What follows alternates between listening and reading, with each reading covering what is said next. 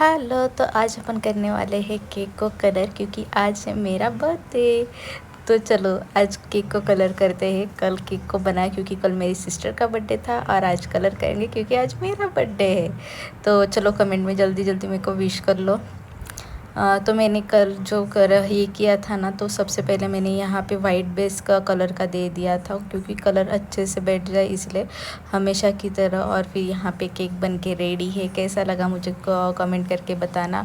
और फाइनली मैंने ग्लॉस लगा लिया, जिससे केक को मस्त शाइन आ जाए। तो मिलते हैं कल, तब तक के लिए बाय बाय।